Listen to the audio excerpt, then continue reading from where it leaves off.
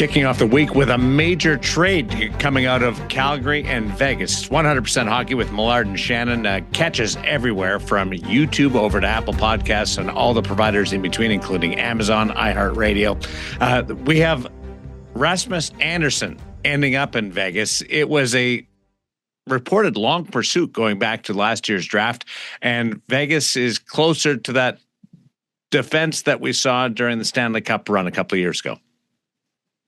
Well, listen, he's it's a funny one because I always liked Zach Whitecloud as a player. I don't know him as a person, but I liked what he contributed. Just very different players, right? Anderson, very top end offensive guy. Yeah.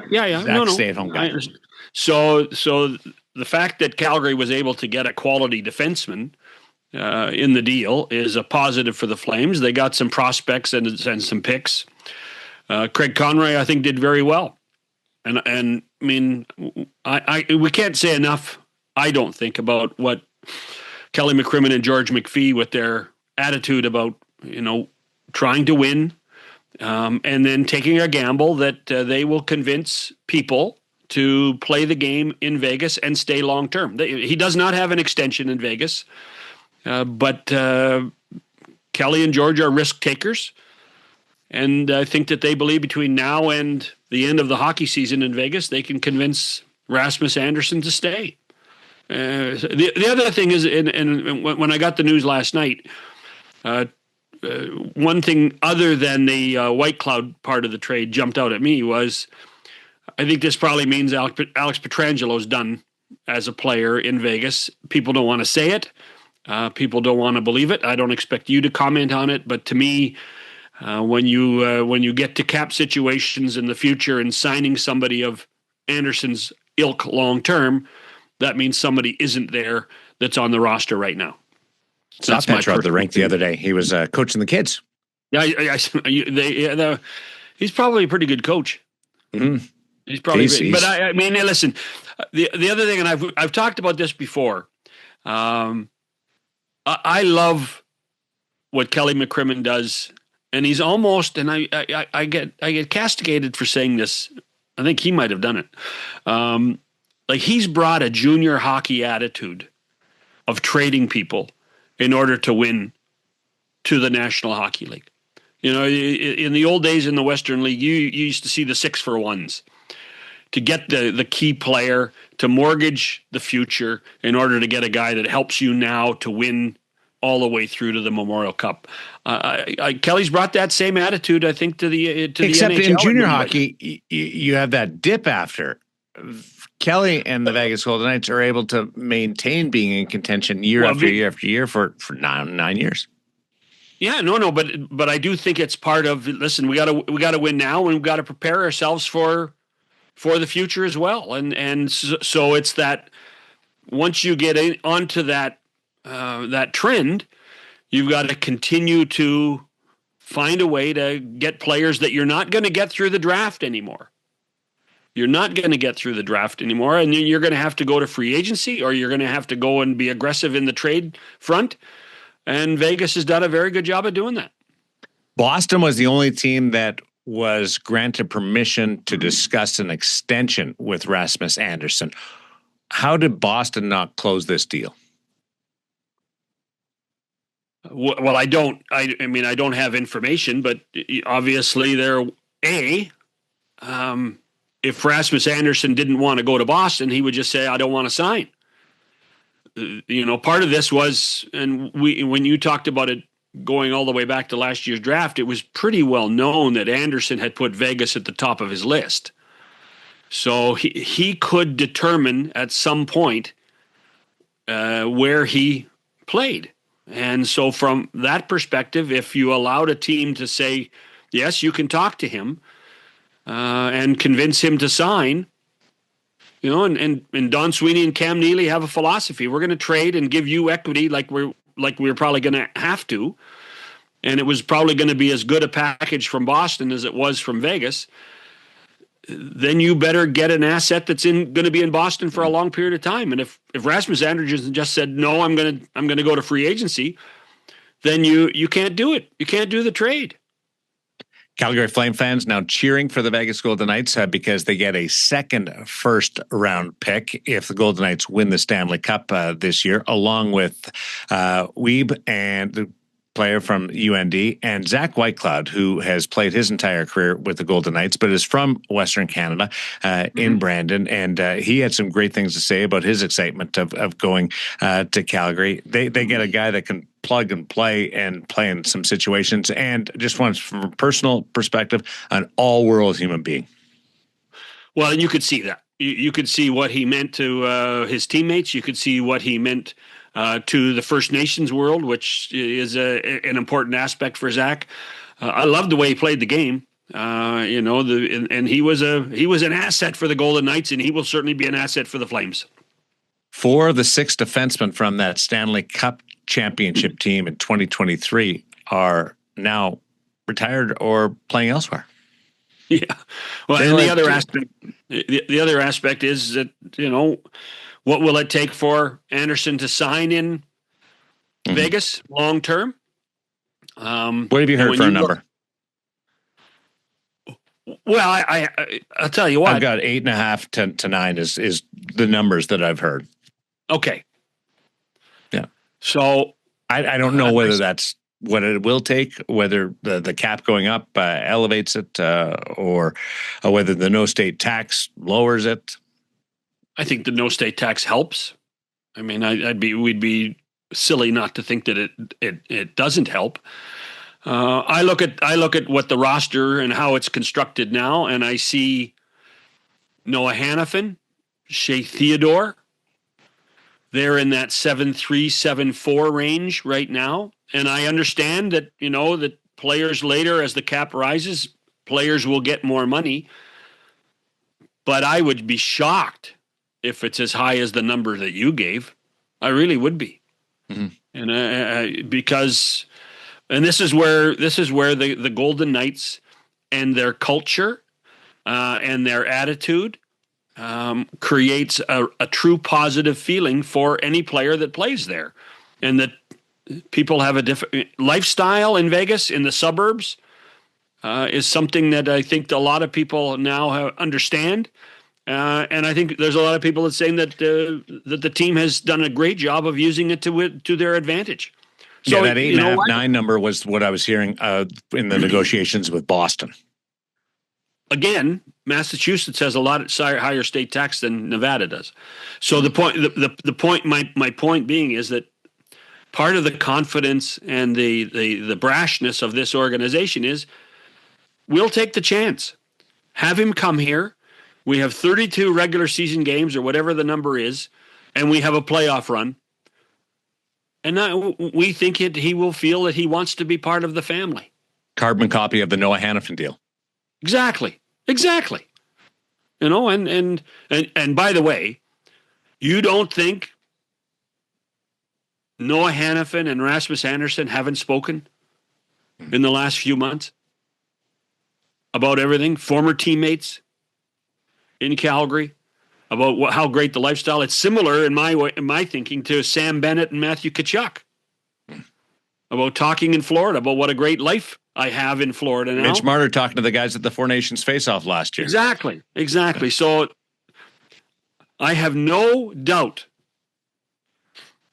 that before this season ends, and I'm not talking about the games or the playoffs, I'm talking June 30th, I have no doubt that Rasmus Anderson will sign long-term in Vegas.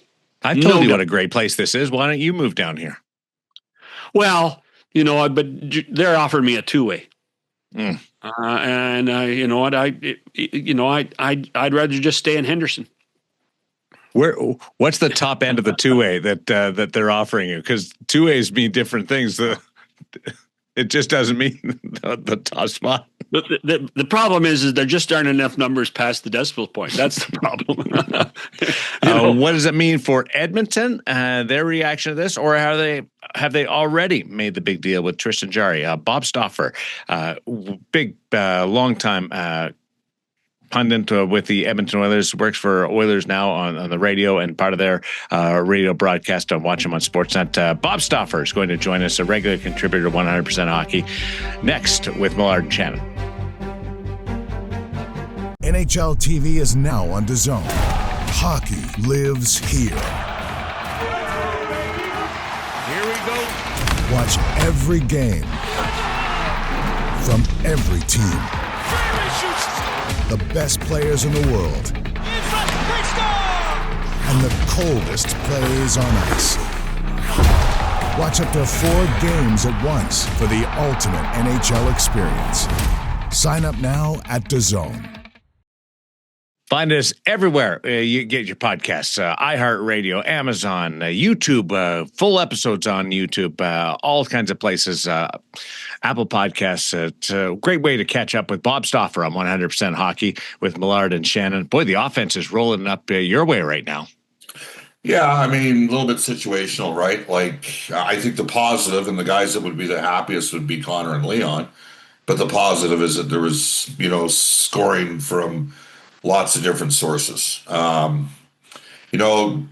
if you take a look at goal differential, and that is a key stat for me. That is a stat that I think often delineates who's pretty good, who's average, and who's going through some tough times. And the reality is Vancouver and St. Louis have got the worst goal differential in the league, and the Oilers contributed to that, this past weekend. So given that they didn't have Leon Draisaitl, the offense is great. But to be honest with you, Daren, the bigger thing for Edmonton is since they made the trade of Stuart Skinner and Brett Kulak and got back Tristan Jarry, and the team's defense was starting to settle down probably about 4 or 5 games before that trade got made. But since that trade's occurred on December the 12th, the Oilers, I saw John Shannon that day, by the way. He showed up at an event of ours in Toronto.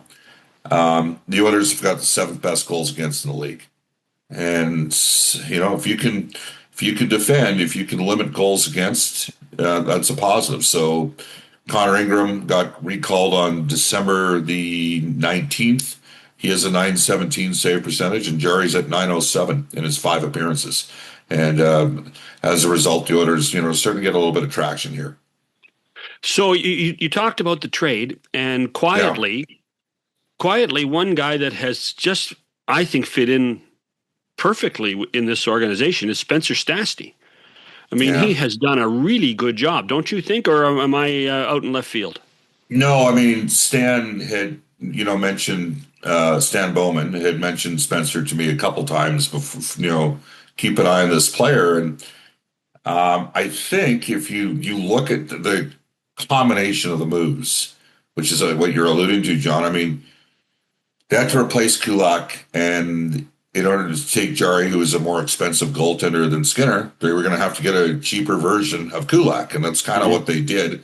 Stastny could really skate. He was a forward when he, just I think a year before he joined the U.S. National Development Program. Ironically, he played a bit with Ty Emerson with that program. I don't know if there's going to be, a lot of offense there, which kind of almost works against a defenseman, because if you don't have offensive numbers, as a rule of thumb, you don't often get paid kind of what you're worth. Mm-hmm. But it's been fairly seamless. And so he's playing, 17 minutes a game. Right now he's playing on the right side because Wallman's over on the left side in her third pairing. So, yeah, he's been, you don't look at the stat line, which shows that he's got no points. Just look at the minutes played. And he's been very effective. Third, I'm not worried about points for a guy like that, but to be able to move the puck and to be able to defend and get himself and get the team out of trouble, I think he's been pretty good. Yeah, Anderson's taken a big step forward here over the last 6 weeks. They've got him paired with Darnell Nurse. Ty had some tough moments last year. He came over. Really, if you look at a combination of moves, right? It was the offer sheets came down from St. Louis, who, as you both know, were in town last night, August 13th last year. The Oilers executed 2 trades on August 18th, where they got Colson for a 4th-round pick, and then packaged CC in a 3rd to get Emerson, and put Colson's work rate and first guy on the ice at practice, and you could just tell that this was a player that was going to gain some traction in the organization. Well, Emerson's had, they made some moves. They brought in Klingberg during the course of last season, and Ty kind of got boxed out in stretches. But he's sort of He's not the biggest guy, but he is competitive. He's physical. He got a huge hit on Evander Kane on Saturday night. So he's had some moments too. I mean, it's hilarious. For 5 minutes in, we're not talking about the big boys, but there's subtle things that have sort of started to get Edmonton's nose pointed in the right direction here. And, Stastny and Emerson, albeit sort of the 5-6 defensemen on this team, have helped settle things down a little. How close are they to what you envisioned at the start of the year then as a team and their consistency? They're close. Like they are. They also, I mean, Daren, you know it. They had a rough schedule, right? Like they're now. Last night was game 1 of an 8-game homestand. They've still played 6 more road games than they played. Like they were done with the Eastern Conference on December the 18th, and I know a lot of the national pundits have belittled the Pacific Division. All I can say is in Edmonton's case, they had a lot of travel out east and didn't have an easy schedule. The Oilers have played the most games in the league. They have a relatively easy final 32 games. They're fairly well balanced out.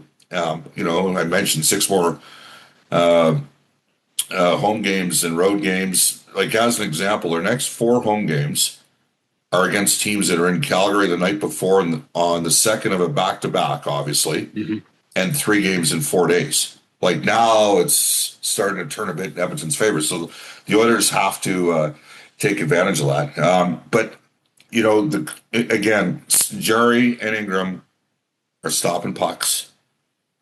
Wallman's healthy, so they've got their top 6, defense. They still have Connor and Leon, and I think the team proved last year when they really wanted to turn up the defensive aspect of their game, they were able to do so. I mean, they beat Vegas. I didn't think Edmonton would win that series in 5. I thought if the Oilers were going to win, they're going to win in 6 and 7.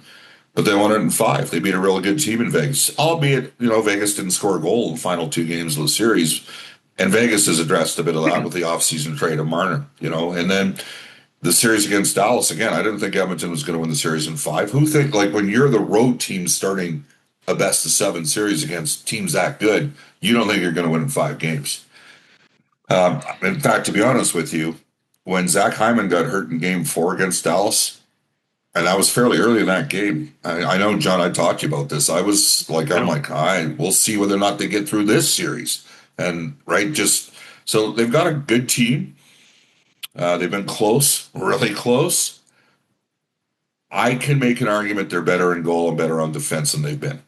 I can make that. They're not as deep. Like, when they lost to Vegas in 2023, the Golden Knights, had a solid squad. The Oilers, every forward that was playing had 10-plus goals during the regular season. They don't have that sort of depth this year. They've got a different team. But they do have some younger guys that are starting to take a step forward here. And they do have Connor and Leon, and they do have lots of playoff experience. So we'll see as they continue to grow and develop their game. I want to get your thoughts on the trade, but before we do that, you touched on Ingram and Jarry. Actually, it is Jerry. I should say Jerry. Jarry's the American. Jarry's the American way. So Tristan Jarry. I've called him Jarry. I've called him Jarry since he played for the Oil Kings. Yeah, but I've always called him Jarry. But I do think it's Jerry. So you should ask him. Ask him, and then we can have a resolution. We win, though, 2-1, by the way. Bob and I. Yeah. That's quite an election you got there. Okay. Wait. Where do you Bob, live? are you with me on this? I'm with you, but I'm telling you, I haven't won a lot with John over the years, so I'm going to take that as a win. So, is this a done deal that Calvin Pickard's something's happening with him, or are they going to carry 3? I don't know. Kapanen got hurt last night, and I don't think it's going to be long term. But we have an Olympic break coming up, so if he's out 3 weeks, does he end up on LTIR? I literally at this moment don't know what Edmonton's going to do here yet. But I'm here to tell you that it's a meritocracy, and Connor Ingram's had 9 starts, and 8 of them have been what I would consider quality starts. It's pretty tough. He's had 1 tough start. That was against Boston. And on a night where Swayman was ridiculous, played terrific in that game. And you know they didn't go get Jari for the purposes of you know, we know maybe they carry 3, but it might be problematic in the short term just given what happened at Kapanen last night. Right. Yeah, they can have 3, but will Pickard play? No, the point is that do you risk Bob says the schedule is better, but it's still hard. There's still 3s and 4s, and do you risk not having an extra skater? That's the real challenge. That's the mindset now. Is I was going to say they're at home for a little bit, so they could. Yeah, they don't have the challenges of being somewhere else. Leon's obviously in Germany dealing with a personal matter, and they've got 1 extra defenseman right now. So, I mean, maybe they go 11-7 the next couple home games. I don't know. I mean, that's a possibility. They could do that. Their farm team just flew back from Calgary. The Condors are 8-0-1 in their last 9 games. And basically the entire core of their offense has been brought in by Stan Bowman and a guy named Kelly Larson and Toby Samalainen here in the last year. Like, you know, Quinn Hudson and Josh Szymanski made the German Olympic team, and some excitement over those guys. So we'll have to see what they do. I don't, as of this time that we're taping this, I don't know. Yeah. Outside of that, okay. I'm just going to follow up the goaltending. Outside of that, the crowded crease. When was there this little noise around Edmonton's goaltending? You mean little noise? Like it's quiet and people are talking about? Yeah. Wow. Curtis Joseph. Well, Dwayne Rollison had pretty good run in 06. Dwayne was not. He was, you know, he sort of lost the job in Minnesota a bit, right? And Cujo was. You guys know this as well as anybody because Daren, you worked at Edmonton, and John, you know, I mean that to me it's funny when you grow up in a market where you've watched a team win 5 Stanley Cups but the 1998 upset for the Oilers over Colorado that year, where Joseph stopped 92 out of 93 shots in games 5, 6, and 7 against an Avalanche team that had won the Cup a couple of years earlier. The Oilers there was no cap back then. You know, Colorado probably was paying twice the amount of the team for their team that the Oilers were. That was a mammoth upset. This amount of little noise, that's a great point. I mean, I'm thinking even back, maybe just in the here and now, I'll look back to the series against Vegas, right? When Brossoit got hurt and Aiden Hill went in, I think that there was a thought at that point that, you know, while the Oilers had the advantage because Skinner was up for the Rookie of the Year that year, and, the Golden Knights won in Game 5 and Game 6, despite the fact that the Oilers badly outshot them in Game 6. So maybe that was the last time it was this quiet. That's a good point by you, Daren. I might have to use that later today. And by the way, Stuart Skinner's played well in Pittsburgh. He has played well. He's at 902. Solid. Yeah. Can we get back to Bob and I complimenting each other? Because I think this is going well. I'm sure you do. Were you guys complimentary when you were working in the same market? Or are you just throwing I was dirt? so irrelevant then that it didn't matter. Oh. Well, Daren thought he was a star. You know, let's face it. He wasn't. You take a look at who. It's kind of a sad story now, but I mean, Daren Detition was the guy, right? Yeah. He just.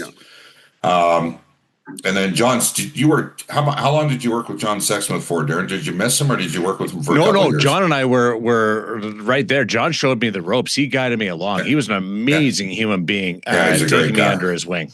As you know, he was just a fabulous, fabulous human being. Perry Salkowski was in between there. I followed in the footsteps of some great people. Yeah, absolutely. But I just didn't get out of the studio much. That's all. Is the reunion over now? We'll dabble in this. Are you feeling left out? No, I'm not. Trust me, I am not feeling left out. I'm kind of enjoying it, but the Mutual Admiration Society in Northern Alberta, it's something that's existed for a long time. Do you want to take a break and then we'll get into the trade reaction? Yeah, sure. From Bob. Sure. All right, we'll be back with more on 100% Hockey. Bob and I hanging out with John. Car shopping should be exciting, not exhausting. That's where Car Gurus comes in. They have advanced search tools, unbiased deal ratings, and price history, so you know a great deal when you see one. It's no wonder that Car Gurus is the #1 rated car shopping app in Canada. When you're car shopping on your phone, it shouldn't be a maze. You need to see all the information. With the Car Gurus app, you can. Powerful search tools that you see deal ratings, price history, and dealer reviews on listings all in one place. And you can turn on real-time price drop alerts so you never miss a great deal. Car Gurus connects you with trusted dealerships when you're ready, ensuring a transparent, hassle-free buying process. Buy your next car today at cargurus.ca. Make sure your deal is the best deal. That's cargurus.ca. cargurus.ca. All right, I'll open up to reaction from you guys to the Golden Knights acquisition of Rasmus Anderson. Start with the rival in Northern Alberta, and you, Bob. Well, I think Vegas has long been one of the best run organizations in the league. Somebody said to me when the Golden Knights won that series in 23 en route to winning the Stanley Cup that they won in the margins. And it just had to be Vegas. Like, you know, you just looked at it and it kind of looked like Craig Conroy's, he was a little handcuffed because Vegas was willing to do something that other teams wanted, a little bit more certainty beyond this year. But the Golden Knights seemingly always get their guy. That's just kind of who they are. I know certain people, John, you alluded to it yesterday on our pregame show, you know, certain people don't think that the no tax state thing is a big issue. I'm not quite sure everybody feels the same way, but I know this, Vegas is ultra competitive. And what did Sam Pollock say? You get the best player, you win the deal. And the Golden Knights needed to make it, like, they needed to make an ad on the defense. Like, if you look at it, especially on the right side, especially given the loss of Petrangelo, right, who's been on season opening LTIR. So, number one, I'm not surprised Anderson ended up in Vegas. And number two, I know the Golden Knights, they're just wired that way. And so, you know, anybody that watches Vegas knows how good they are. They're extremely well-coached team. I love zone defense. They play it about as well as anybody. Slightly different defense now, but they're going to be a tough out, and this just made them that much better. Does that force Edmonton to do something? I think the Oilers' goaltending in D is pretty much set. My guess is possibly a top 9 forward at some point for the Oilers. That is, now, let's face it, Stan has done a good job as the season has worn on of tweaking all the time. Right? He has. I mean, he's been active all the way back to starting with Jack Roslovich. So from that perspective, it's it's a work in progress for Bowman. Yeah, well, and look, it's going to sound self-serving because I work for the team, but nobody has asked more questions. I mean, when you host a show 48 out of 52 weeks a year, 5 days a week, you got to know what's going on with the squad. So I take a look at what they've done on the development side without draft picks. Like, they're not going to have draft capital, so you got to find free agents. And they did a really good job in Europe, and a solid job. Like, they don't get Quinn Hudson without Stan Bowman because of Stan's relationship with Rob Hudson, who ironically enough is from Edmonton, you know, grew up here. So I'm pretty bullish in what I'm seeing. Like, they're not going to have picks, but other teams have been able to be successful without a lot of picks as well, and trading picks. And, you know, I recall that quote from Julian Brisebois when they made the Tanner Jeannot trade, and he talked about the percentages of, you know, 3rd, 4th, 5th round picks, those sort of things panning out. But I don't think the Oilers aren't going to have a lot of cap space. They're not going to have a lot of wiggle room. I mean, obviously there's been a lot of rumors about Mangiapane out there. I guess something could come to fruition there, but I think Edmonton's got to move for a top 9 forward at some point. Winger or center? It's tough to get centers.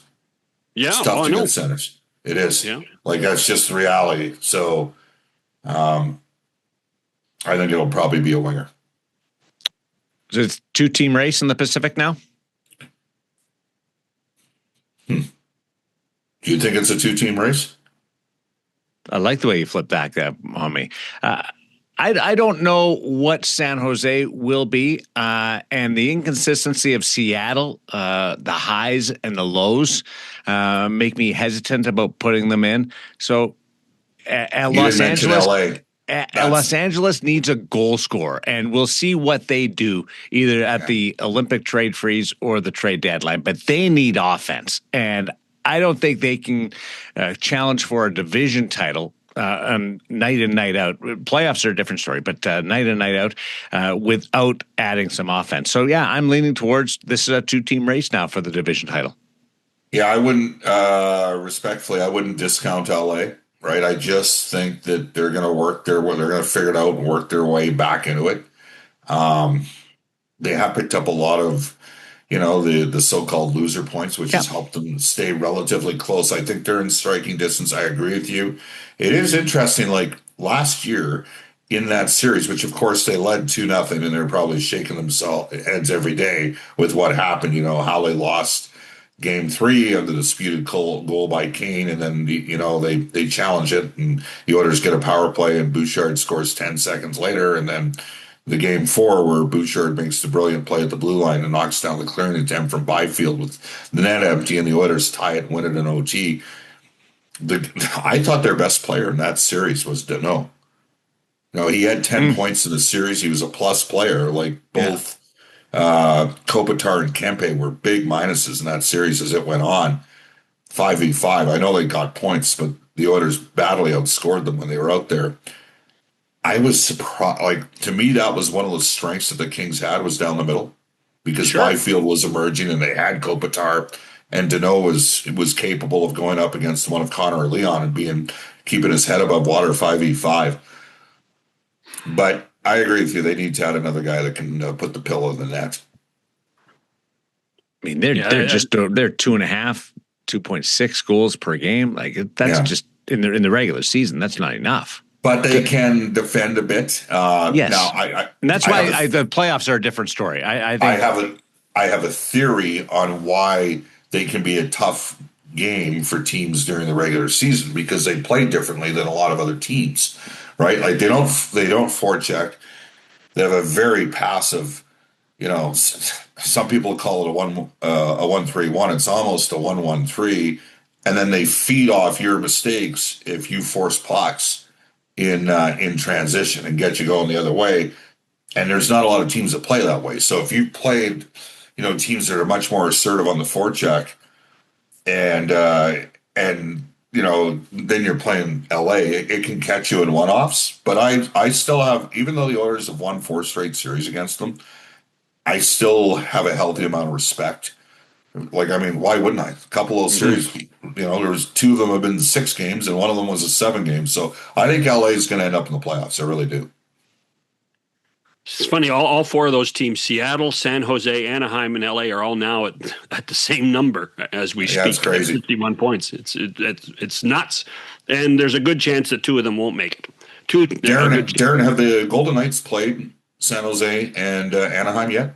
Finished the season series with San Jose and halfway through this season series with Anaheim. Edmonton has yet to play San Jose or Anaheim. Really?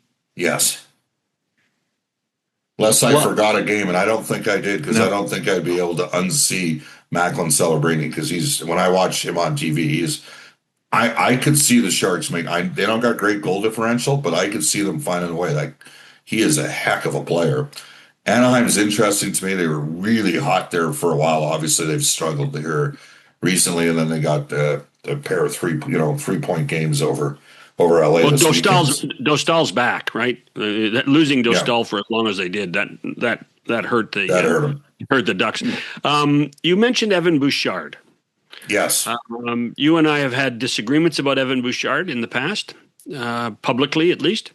How has he been since the disappointment of not being picked to Canada's team? Well, number one, he should be on Canada's team. Okay, he's the 3rd highest scoring. That's why I gave you this platform. He's the 3rd highest scoring defenseman in the league over the last 3 seasons. He is the second highest scoring defenseman in NHL playoff history in points per game, which is a sign that he can elevate his game come playoff time, and has. And now he's added PK responsibilities this year.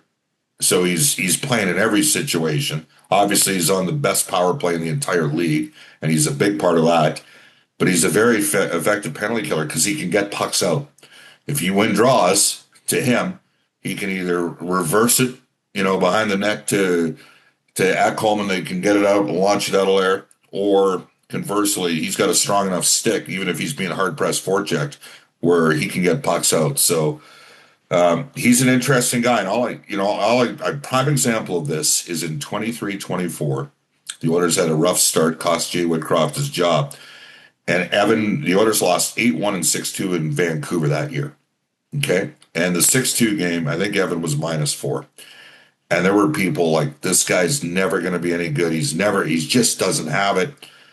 And I remember that year in the playoffs when Edmonton beat Vancouver, and Quinn Hughes was a little bit nicked up, but Evan Bouchard had 11 points in the 7-game series.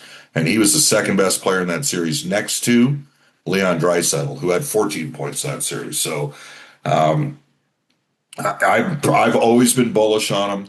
It's funny, I had this discussion with one of the Oilers' former coaches and was debating why he wasn't playing in his rookie season and why the Oilers had Caleb Jones and Ethan Bear playing ahead of him. And I remember saying, 5 years from now, you're going to sit there and say, you played, with all due respect to Ethan and Caleb, I mean, those guys are third-pairing guys. And right now, neither of those guys, I think, is in the NHL.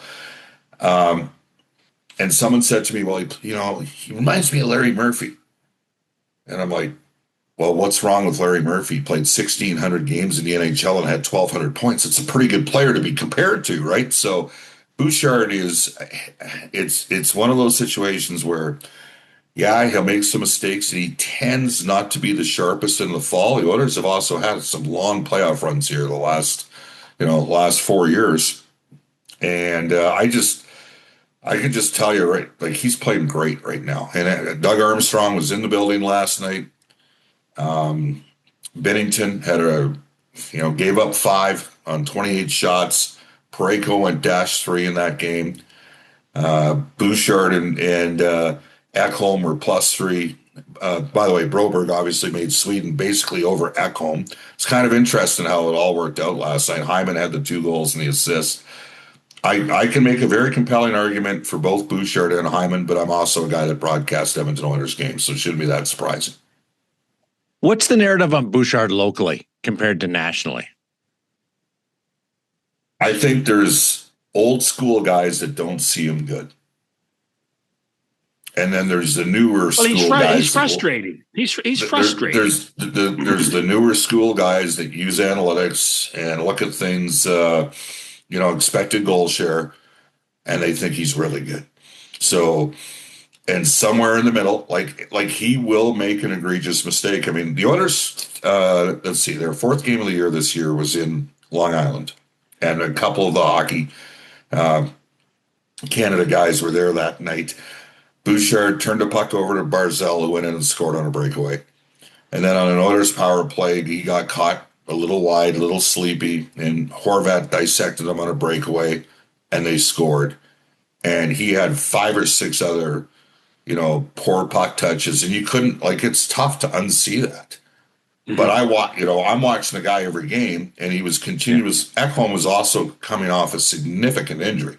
Like, those guys were, I could look at my book right now, they were probably -5 to -7 each at one point. Ekholm's +15 now. And I know that's a bit of an antiquated stat for some people, but to me, it's back to goal differential. If you outscore the opposition when you're on the ice, that's usually a pretty good thing. So, the narrative, it's driven in particular by a couple writers that have been hard on Bouchard from day one.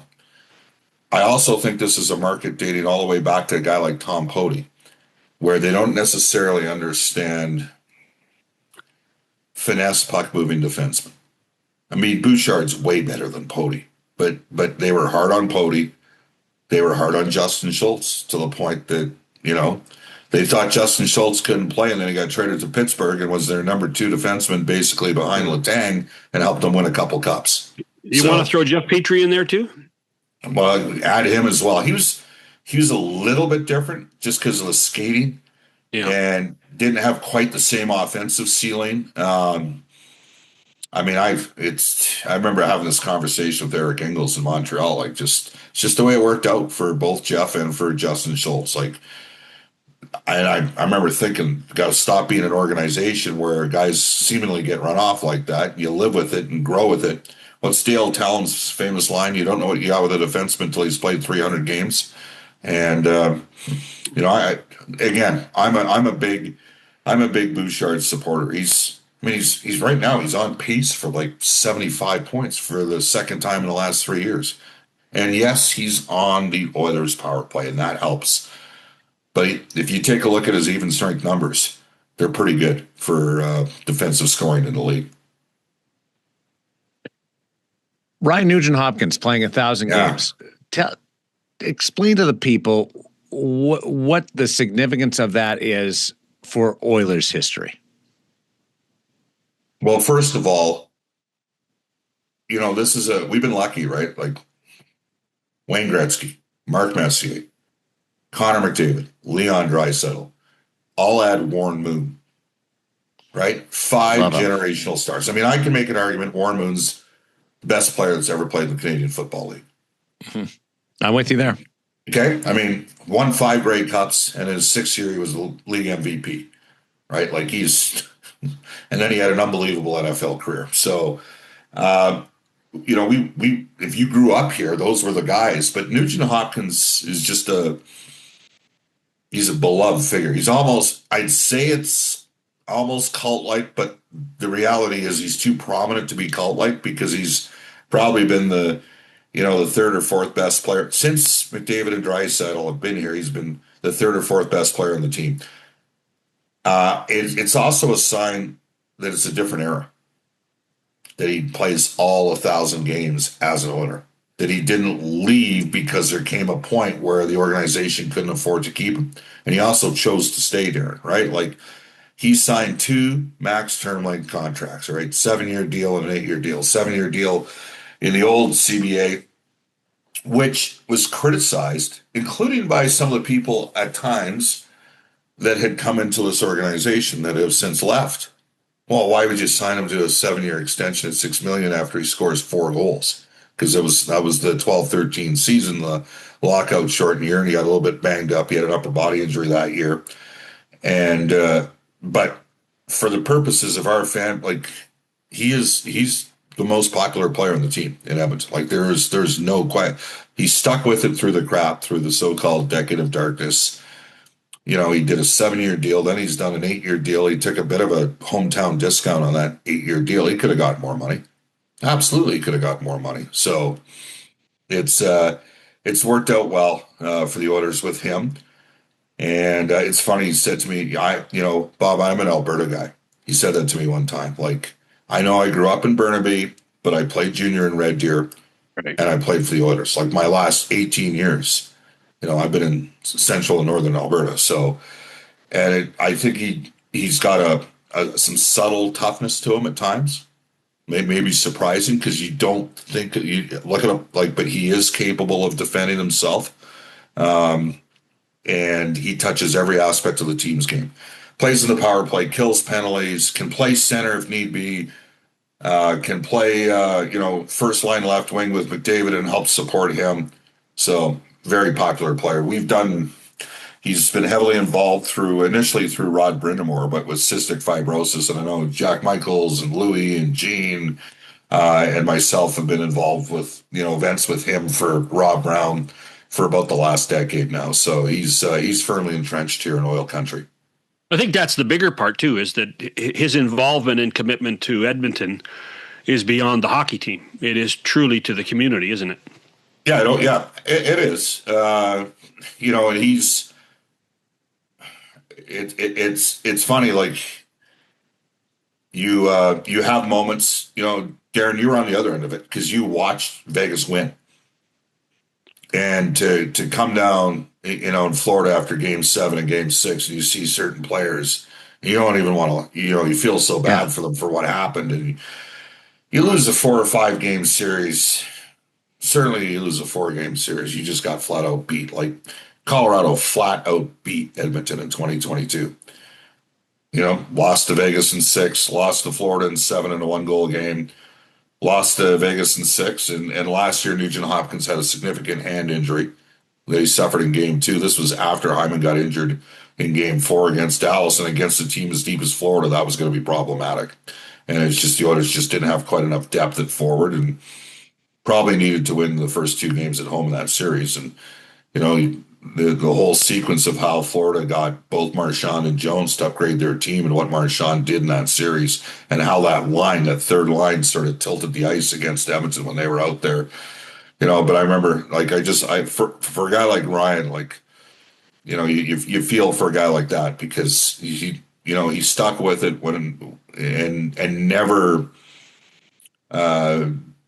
has never said a negative word about the organization during some tough times, and so he's a pretty special guy here in Edmonton. I tell you what, and on top of that, we talked about the injury. He kept taking faceoffs. He kept taking faceoffs after the injury. He was their best player in the final 3 games of the series. Now he also didn't skate on out. They skated a lot last year during the final. He didn't practice, and I thought he had a little bit more energy, but the final couple of games, he was pretty good for them. They had some other guys that were quiet, but they just kind of wore down a little bit. But it was, again, they lost to a good team. Long stretch at home. I think it's 10 of 11 overall, or 11 of 12 when you factor in a brief little road trip. Yeah. Well, they got last night kicks off 8 straight at home. So they got like I said, next 4 games against teams that are in Calgary the night before. Mm-hmm. And when they play Edmonton, it'll be 3 games in 4 days. So what's the advantage to Bob Stauffer to being at home for this long? Like, what do you get done? What can you lean into? Well, one of the things that happens is I got to host the show every day because because you're not traveling. Yeah. Right. So, which probably much to the dismay of a large percentage of Oilers Now fans that like hearing Brent Griffiths hosting the show on those travel days. We go to a couple junior games. Last week, Medicine Hat played Edmonton, and the Willie Desjardins is the coach of Medicine Hat. They got a kid on their team named Bryce Pickford. Okay. He's leading the Western League in goals. He's a 3rd-round draft choice of the Montreal Canadiens. Edmonton surely would have been looking at him at 83, but the Canadiens took him at 81. Remember I told you he's leading the team in goal, or leading the league in goals? He's a defenseman. Did not realize that. Yeah, he's got 33. I had a couple of guys identify him for me last fall. He was with Seattle a couple of years ago, and he got moved to Medicine. Now, Willie Desjardins is a really good coach in that league. Like, he's a top coach at that level. And Medicine Hat has always placed a priority on skill. So Cam Moon and myself go to every junior game if we're in town. Like, we go to every Oil Kings game, and that's an advantage. They got another kid by the name Jonas. They've got 2 20-goal scoring defensemen, Medicine Hat. Like, they're an exciting team to watch. And the Oil Kings are really good too, so that helps. Like, Edmonton could win the WHL title this year. They're deep. They've got some injuries right now, but they're deep. So we're going to see. I know. Tonight we're going to go watch the NCAA championship game, and then have split screens on so we can watch the Flames and the Devils. Tomorrow the Oilers play New Jersey. Wednesday we're going to Medicine Hat. Thursday, the Oilers are in action again against Kyle Dubas's Pittsburgh Penguins, who are having a real good season. So we're definitely, I think I'm going to see 2 junior games over this stretch. And that's one of the advantages. And it's, I know you guys value major junior hockey as well. Now I keep a close eye on NCAA because of some of the kids that have moved. It's very interesting watching the McKenna thing, who obviously was with Medicine Hat, and Verhoff, who went to North Dakota. Those 2 guys in particular, and how it might potentially affect their draft ranking. Even though Vegas and Edmonton, Daren, are not going to be in a position to draft those kids, we know that. But it's this mythology that Canada's losing its grip. Canada's still, I guess Stenberg's going to go number 1. He wasn't at the start of the year, but we could have a run here of 6 straight years where Canadian first-round picks. I mean, you take Bedard, Celebrini, Schaefer, just start there. It's not bad over the last 3 years. There's some good Canadian players still. How many Canadian teams make the Stanley Cup playoffs? 2 in the East. Toronto does for sure, and Montreal. Those are slam dunks. Sure, I'll say it. Edmonton. I think Winnipeg's going to. I'm a little concerned about the team speed in Winnipeg, because the Oilers have played Winnipeg 3 times this year. They've won all 3 games. They completely dominated they went to Winnipeg twice in a span of about 12 days and completely dominated the Jets in the back half of the second game that they played there. Like, I think the shots were like 26-6 or something like that. So I'm a little bit concerned about the speed throughout the Jets lineup. But they have Connor Hellebuck. They have a really good defense. You know, they got Scheifele and Connor, who've played more together than any other tandem in the league over the last 8 seasons. I have a sneaking suspicion that Winnipeg's going to work their way back in here. I know they're a long ways away. So I'm put it this way. I'm hopeful for 4 teams, because in a perfect world, 7 Canadian teams would make it. I think Ottawa is going to be hard pressed. What do you guys think? Does Ottawa make it, or are they just the goaltending situation in Ottawa? What do you think, That's John? such a hurdle to get by. Yeah, I think Saturday night was an indication of where we're going to see with Ottawa. You know, having a lead against Montreal, and then the aforementioned Phil Deneau takes over, and next thing you know, Montreal wins the game. I mean, it's crazy. Crazy. I'm going to be intrigued to see what else Calgary does and what Vancouver does. Like, I know there's people out in Vancouver. John, you do Donnie and Dolly's show out in Vancouver, and Rick Dollywall's really plugged in out there. And I wonder how many pieces end up, like, does it include Pettersson at some point? Like, would it go that high? Oh my goodness! If you do that after what you went through last year and sacrificed, like, it would. Daren, I don't get why they traded Horvat. I'm with you. Like, every time Edmonton played against Vancouver, that guy showed up. Horvat's a heck of a player, and I don't understand. If you had told me they had Horvat, Miller, and Pettersson, and now they're down to Pettersson, and I don't see why they would trade him like that. No. Like, he's not perfect. He's had a tough year. He's still a first line center. There's 32 first line centers. He's a first line center in this league. You know, they got to get. Hedl was out there for the morning skate on Saturday. He has ability. He just hasn't been able to stay healthy. Like, you know, he's right. And then they got Rossi, and so they're a little light at center right now because of the injuries. And they were light at the start of the year. Like, they were short on that at the start of the year. Yeah. I think they were counting on Hedl. I mean, Hedl came in here in the preseason, was Vancouver's best. I know it was just the preseason, but he was their best player in that game. And I thought, you take a look at the Rangers. They had Hedl and Kakko and Lafreniere, right? And now they're down to the one guy.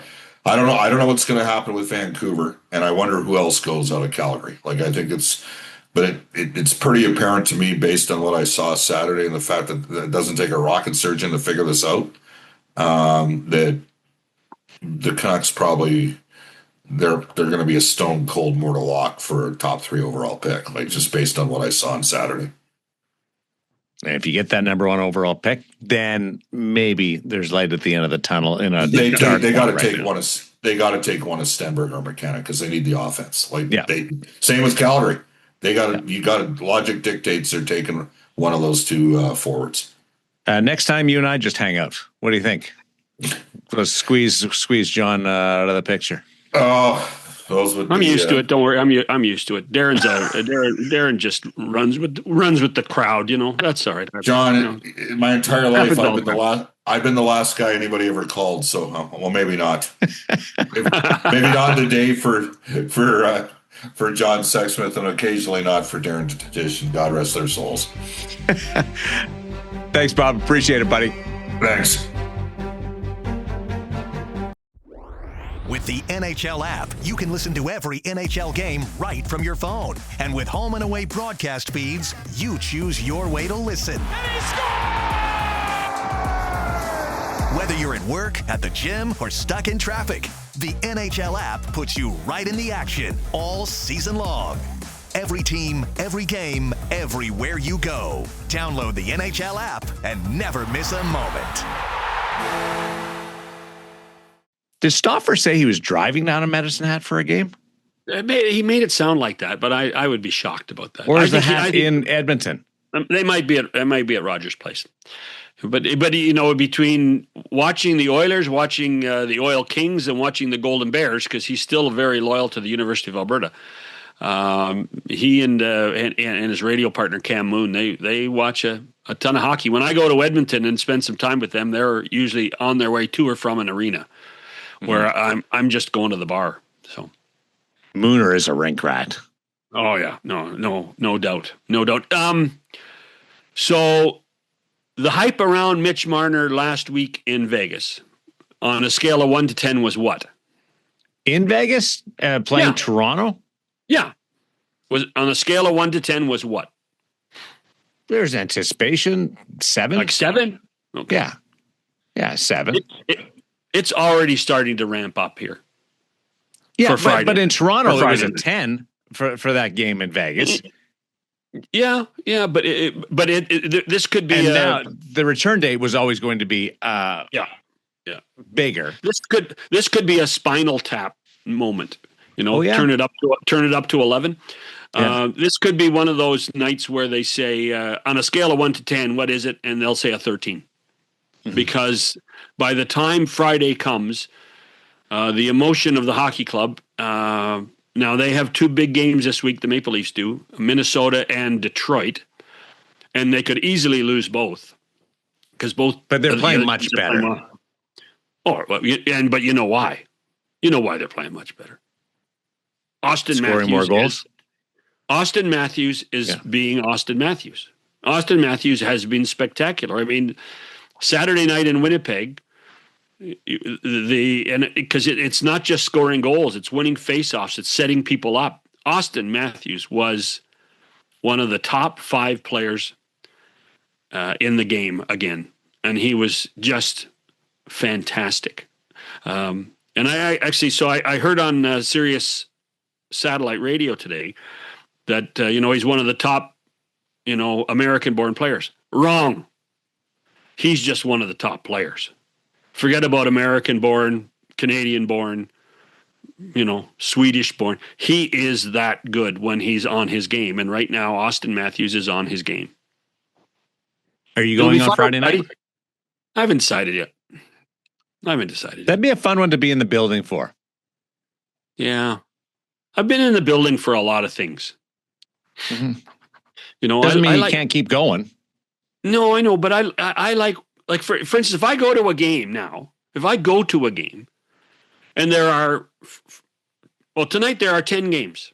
Mm-hmm. If I go to the Minnesota-Toronto game tonight, I miss the other 9 games. I like watching everything. I like seeing the whole league, and it's difficult to keep track of everything that's going on. Jonathan Toews returns to Chicago tonight. You don't think that's going to be a big event? Yeah, there's a lot of games on Friday night too. Yeah. Well, you gotta jam them in before the Olympic break. Sometimes you got to make sacrifices, though. I would like to be in the building for that one. Well, why aren't you? Because I'm going to be in Studio 31, broadcasting it. Well, if it's that important, you should be on the road with the team doing it from there.